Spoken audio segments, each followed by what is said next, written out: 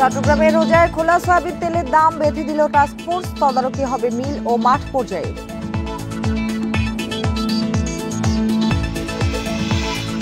জামালপুরে বাসে আগুন ও শ্রমিকের ওপর হামলার প্রতিবাদে চলছে পরিবহন ধর্মঘট, ভোগান্তিতে যাত্রীরা।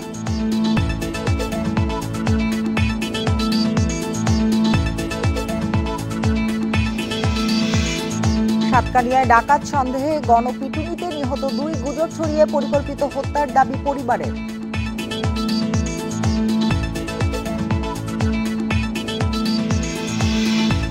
মুন্সিগঞ্জে অটোরিকশা ছিনতাইকারী সন্দেহে মাইক্রোবাস আটকে 3 জনকে পিটুনি, মাইক্রোবাস ভাঙচুর।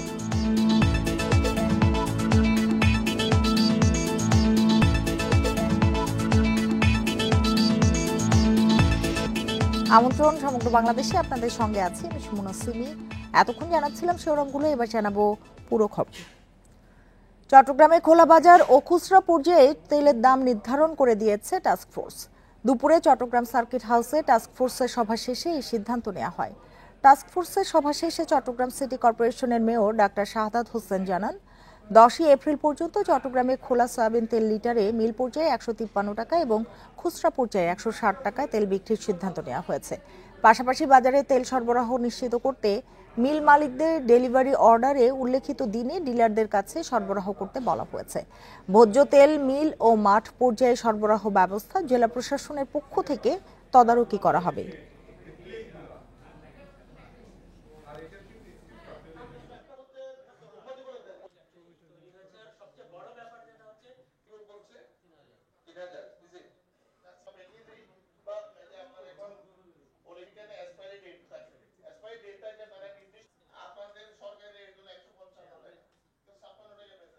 ইম্পোর্টার দের রেট 153 টাকা পার লিটার, আপনারা যারা ট্রেডার্স আছেন 155 পার লিটার, আর বাইরে যারা বিক্রি করবে খুচরা মূল্য 160 টাকা পার লিটার।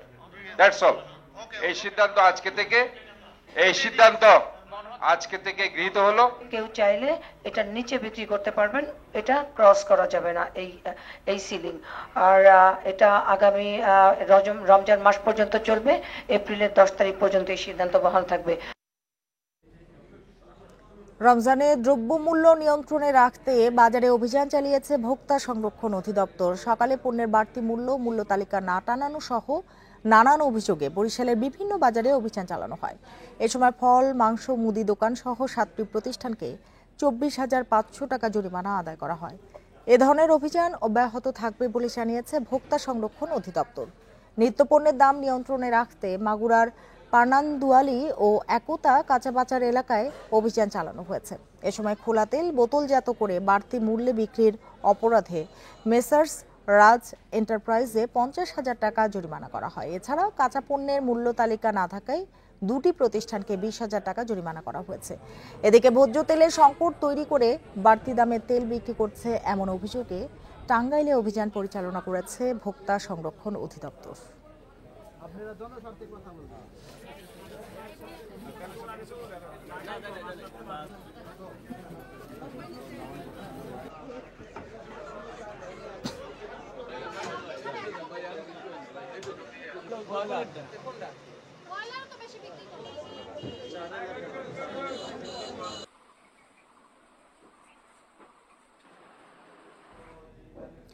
আগেই জানিয়েছি, চট্টগ্রামে খোলা বাজার ও খুচরা পর্যায়ে তেলের দাম নির্ধারণ করে দিয়েছে টাস্কফোর্স। এ বিষয়ে আরো জানাতে চট্টগ্রাম থেকে যোগ দিয়েছেন সহকর্মী আলমগীর সবুজ। যে দাম নির্ধারণ করে দেওয়া হয়েছে সে দামে আসলে পাওয়া যাচ্ছে কিনা তেল?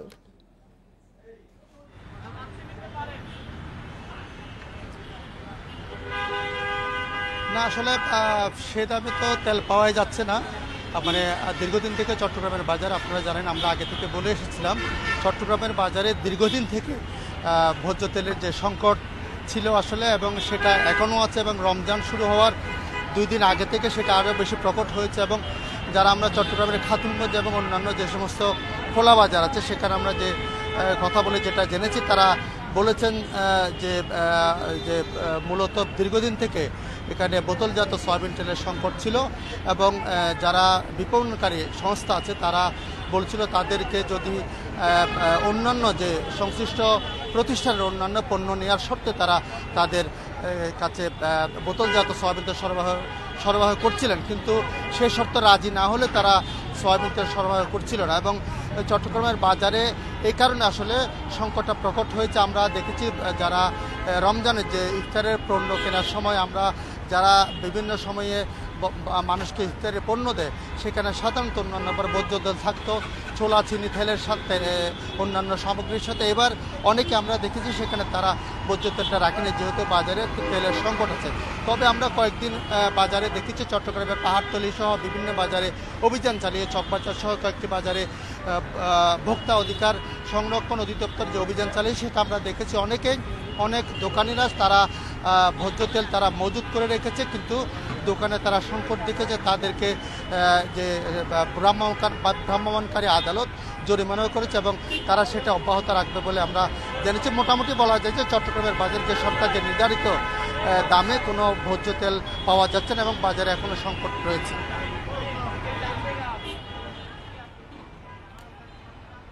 চট্টগ্রাম থেকে কথা হচ্ছিল সহকর্মী আলমগীর সবুজের সাথে।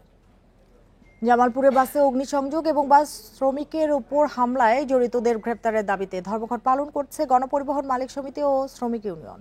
সকাল থেকে সারা দেশের সাথে সব ধরনের গণপরিবহন বন্ধ রয়েছে। এর আগে রোববার সকালে জামালপুরের শরীফপুরে বাস চাপায় ইজি বাইকের যাত্রী নিহতের ঘটনায় বাসটিকে অগ্নিসংযোগ করে বিক্ষুব্ধ জনতা। সোমবার দুপুরে বৈষম্য বিরোধী মানববন্ধন থেকে একজন বাস শ্রমিককে মারধর করা হয়। এসব ঘটনার সাথে জড়িত গ্রেপ্তার ও সড়কে নিরাপত্তার দাবিতে পুরো জেলায় গণপরিবহন চলাচল বন্ধ করে দেয় মালিক সমিতি ও শ্রমিক ইউনিয়ন। এদিকে পূর্ব ঘোষণা ছাড়া হঠাৎ ধর্মঘট ডাকায় দুর্ভোগে পড়েছেন যাত্রীরা।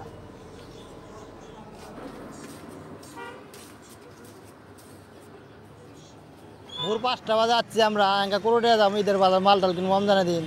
আসি তো খুব বিপদে পড়ছে, রমজানের মধ্যে আসিয়া খাওয়া দাওয়া করে যাচ্ছি, সিঁড়ি খেয়ে তো গাড়ি পাতেছি না, খুব সমস্যার মধ্যে আছে। বাস স্ট্যান্ডে আসে দেখি বাস চলাচল বন্ধ।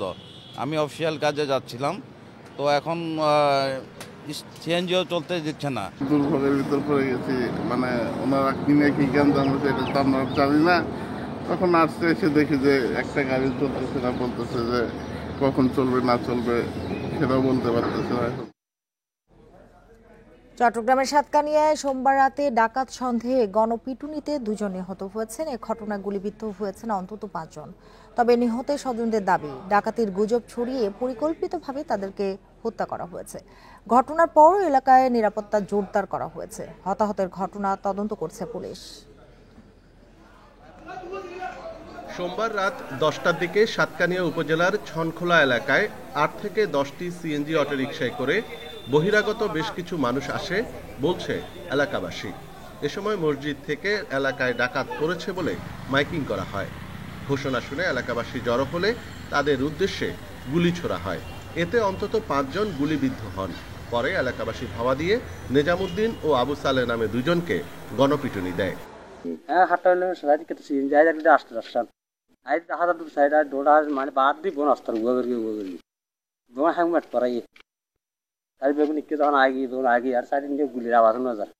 তবে নিহতদের স্বজনদের দাবি, ডাকাতির ঘোষণা ও হামলার বিষয়টি সাজানো। নিহতরা জামায়াতের রাজনীতির সাথে যুক্ত ছিলেন বলে প্রতিপক্ষের রোষানলে এভাবে প্রাণ দিতে হয়েছে। আমার বাচ্চাগুলোর দায়িত্ব কে নেবে? আমি এটার সুষ্ঠু বিচার চাই। এদেরকে মানে জনগণের কাছে কি করার জন্য, অপরাধী হিসেবে ধরানোর জন্য গেছিল। ওনাকে উল্টা ধরে মেরে এবং ওনার সব বাড়িকে পর্যন্ত মেরে ক্লিয়ার করে ফেলছে। ঘটনাস্থল পরিদর্শনের পর পুলিশ বলছে সোমবার রাতে শতাধিক রাউন্ড গুলি ছোড়া হয়েছে বলে তথ্য পেয়েছে তারা। ঘটনাস্থল থেকে একটি পিস্তল উদ্ধার করা হয়েছে। পুরো ঘটনা অনুসন্ধানে তদন্ত চলছে। বেশ কয়েকটা ভাগে বিভক্ত মনে হচ্ছে। ঘটনাস্থল থেকে যারা মারা গিয়েছে তাদের সাথে অস্ত্র আমরা পেয়েছি, যে অস্ত্রটা আপনি জানেন সরকারি অস্ত্রের মতো মনে হচ্ছে। আমরা দেখে শুনে বুঝে সব কিছু সম্পর্কে সঠিকভাবে জেনে তারপরে কথা বলব। এই ঘটনায় রাতেই আহতদের চট্টগ্রামের একটি বেসরকারি হাসপাতালে ভর্তি করা হয়। পরে তাদের মধ্যে 4 জনকে অন্যত্র স্থানান্তর করা হয়।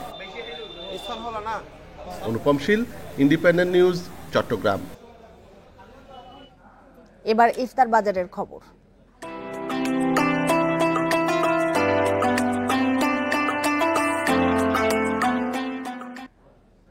রমজানে নিম্ন আয়ের হতদরিদ্র মানুষ এবং পথচারীদের জন্য বিনামূল্যে ইফতারের সুযোগ দিচ্ছে স্বেচ্ছাসেবী সংগঠন ভালো কাজের হোটেল। টাকা না থাকলেও ভালো কাজ করলেই সেখানে মিলবে ইফতার।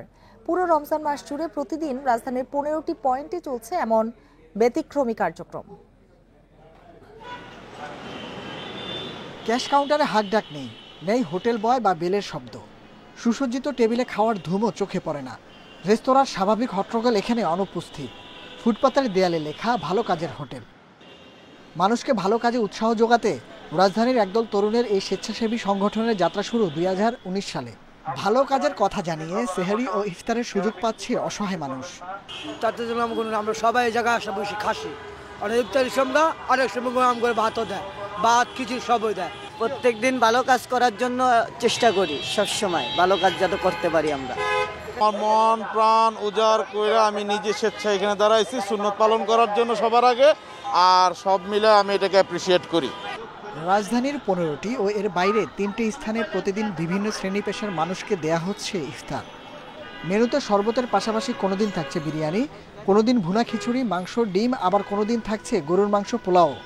এখানে ফ্রিতে ইফতার করানো হয়, কোনো টাকা পয়সা নেওয়া হয় না, সামান্য একটা ভালো কাজের বিনিময়ে। একটা বাচ্চা কাচ্চারে পার করে দেয়, বা কানা মানসিক করে দেয়, বাচ্চাদের বোঝা উড়ে দেয়।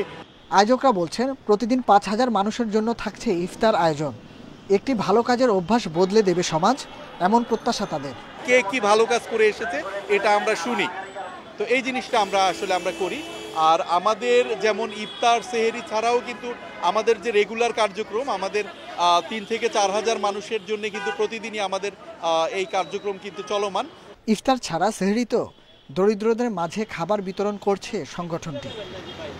Nahid Kamal, independent news, Dhaka. ইফতার বাজার নিয়ে জানাতে বগুড়া থেকে আমাদের সাথে যোগ দিয়েছেন সহকর্মী জোজিফ হোসেন। জোজিফ, একটু বলবেন যে ইফতার বাজার আপনি কতটা জমজমাট দেখছেন, আর দাম নিয়ে ক্রেতারা কি বলছেন?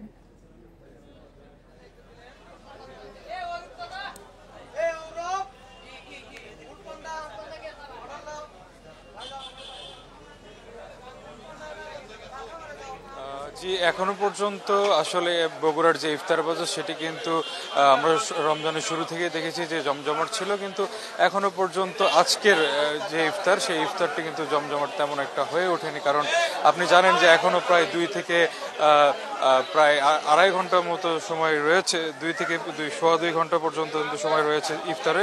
সেই ক্ষেত্রে আসলে আরও কিছুক্ষণ পর এই ক্রেতারা এখানে আসবেন এবং তারা কেনাকাটা করবেন বলে আমরা যতদূর জানতে পেরেছি। এই যে আসলে ইফতারের যে আইটেমগুলো রয়েছে সেই আইটেমগুলোর মধ্যে আমরা যদি বলি যে এখানে আসলে সুতি কাবাব, তারপরে হালিম, বুট, বুন্দিয়া, এছাড়া আমরা ফাস্টফুড আইটেমের মধ্যেও কিছু কিছু খাবার আসলে দেখছি, যেখানে বার্গার রয়েছে, পিৎজা রয়েছে, এছাড়া আপনার যে কোয়েল পাখি, তারপরে রোস্ট আইটেমগুলো রয়েছে।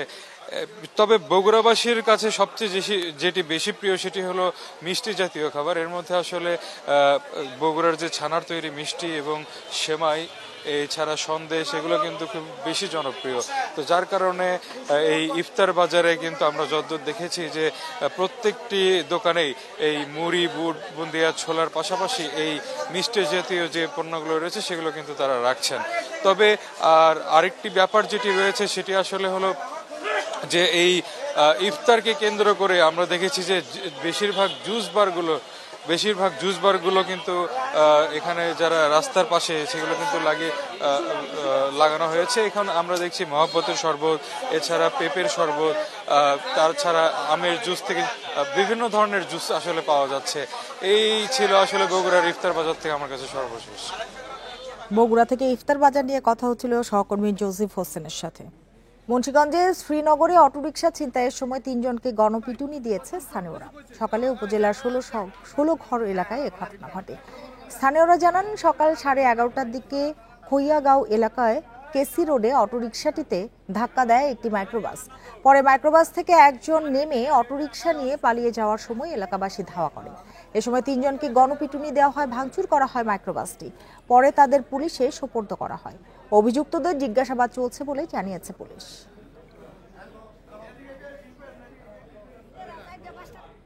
হবিগঞ্জে অটোরিকশায় যাত্রী ওঠানামা নিয়ে দুই পক্ষের সংঘর্ষে 20 জন আহত হয়েছেন। সকালে লাখাই উপজেলার বুল্লাবাজারে এ সংঘর্ষ ঘটে।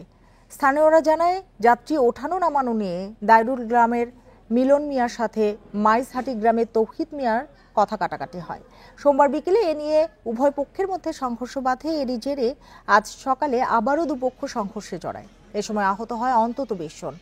খবর পেয়ে পুলিশ ঘটনাস্থলে পৌঁছে পরিস্থিতি নিয়ন্ত্রণে আনে। বর্তমানে পরিস্থিতি থমথমে রয়েছে। ঘটনাস্থলে অতিরিক্ত পুলিশ মোতায়েন করা হয়েছে।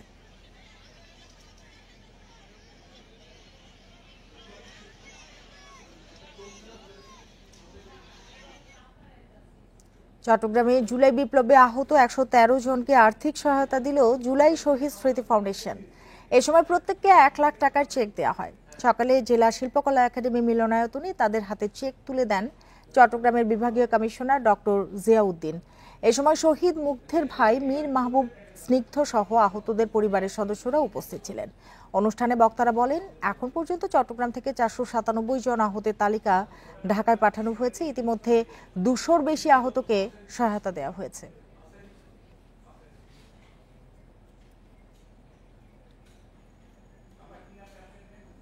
ময়মনসিংহে এক বাস চালককে লাঠি দিয়ে পেটানোর অভিযোগে সড়ক অবরোধ করে বিক্ষোভ করেছে পরিবহন শ্রমিকরা।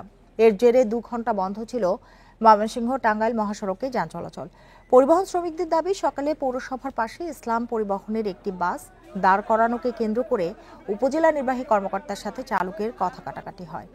এক পর্যায়ে ইউএনও আতিকুল ইসলাম লাঠি দিয়ে বাস চালক বুলু মিয়াকে আঘাত করেন। এর প্রতিবাদে ময়মনসিংহ টাঙ্গাইল মহাসড়ক অবরোধ করে বিক্ষোভ শুরু করে শ্রমিকরা। পরে পুলিশ ও সেনাবাহিনীর আশ্বাসে শ্রমিকরা অবরোধ তুলে নিলে যান চলাচল স্বাভাবিক হয়।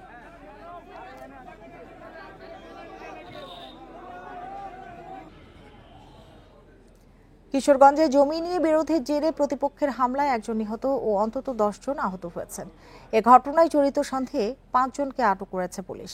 পুলিশ জানায়, মাইজপাড়া গ্রামের এখলাস মিয়ার সাথে জমি নিয়ে দীর্ঘদিন ধরে বিরোধ চলে আসছিল আবু সালেহ ও তার স্বজনদের। এ নিয়ে কথা কাটাকাটির জেরে ইফতারের পর সোমবার বিকেলে প্রতিপক্ষের লোকজন এখলাস মিয়ার বাড়িতে হামলা চালায়। হামলায় বেশ কয়েকজন আহত হন। পরে আহতদের উদ্ধার করে হাসপাতালে নেওয়া হলে চিকিৎসক শরীফুল ইসলাম নামের একজনকে মৃত ঘোষণা করেন।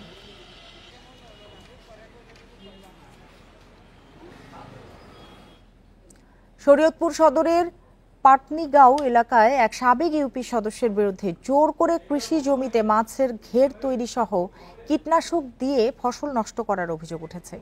এর প্রতিবাদে সকালে জেলা প্রশাসক কার্যালয়ের সামনে মানববন্ধন করেছেন পাটনিগাঁও এলাকার বাসিন্দারা। এ সময় তারা অভিযোগ করে বলেন, সদর উপজেলার পালং ইউনিয়নের সাবেক ইউপি সদস্য রোকন সর্দার তার লোকজন দিয়ে কৃষি জমিতে কীটনাশক দিয়ে ফসল নষ্ট করছে। এছাড়া তারা পাটনিগাঁও এলাকার 9.45 একর কৃষি জমিতে জোর করে মাছের ঘের তৈরি করেছে। এসব কৃষি জমি রক্ষায় প্রশাসনের সহায়তা চেয়েছেন তারা।